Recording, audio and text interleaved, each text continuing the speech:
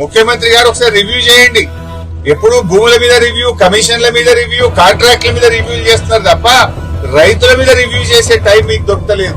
పైసలు దొరికేది ఉంటే రివ్యూ చేస్తారు మీరు. పైసలు దొరికే కదా గరీబ్ రైతులు, వీళ్ళ విషయంలో రివ్యూ చేయడానికి మీకు తీరిక లేదా? మీ ఇంటెలిజెన్స్ ఏం చేస్తుంది? జొన్నలు కొట్టలేరు అనేది మీకు తెలుస్తలేదా? శనిగలు సగంలో ఆపేసిండ్రు అనే విషయం మీ ఇంటెలిజెన్స్ మీకు చెప్తలేదా? చెప్పినా కూడా రైతులే కదా అని లెక్కలేనితనమా ఏంటి? ఎట్లా అర్థం చేసుకోవాలి?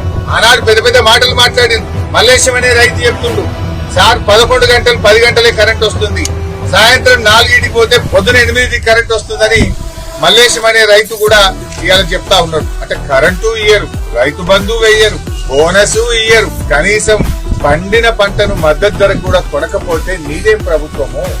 కాంట్రాక్టర్లకు, బినామీల కోసమో, మధ్య దళారుల కోసమో, బ్రోకర్ల కోసమో, పైరవీకారుల కోసం ఉందా నీ ప్రభుత్వం? రైతుల కోసం ఉందా?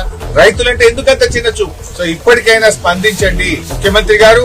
ఒక రివ్యూ చేసి జొన్నల కొనుగోలు కేంద్రాలు ప్రారంభించండి. మధ్యలో ఆగిపోయిన శనగలు మళ్లీ కొనే విధంగా తక్షణమే ఉత్తర్వులు ఇవ్వండి. అదే విధంగా కందులు గాని, సన్ఫ్లవర్ పంట కూడా పూర్తిగా కొనే విధంగా ప్రభుత్వం ఆదేశాలు ఇవ్వండి. అదే విధంగా వడ్ల కొనుగోలు కేంద్రాలు కూడా రాష్ట్ర వ్యాప్తంగా తక్షణమే ప్రారంభించాలని, ఈ యాసంగిలో సన్నవడ్లకు కూడా బోనస్ అందించాలని, పోయిన యాసంగి సన్నవడ్ల బోనస్ వెంటనే విడుదల చేయాలని చెప్పి డిమాండ్ చేస్తున్నారు.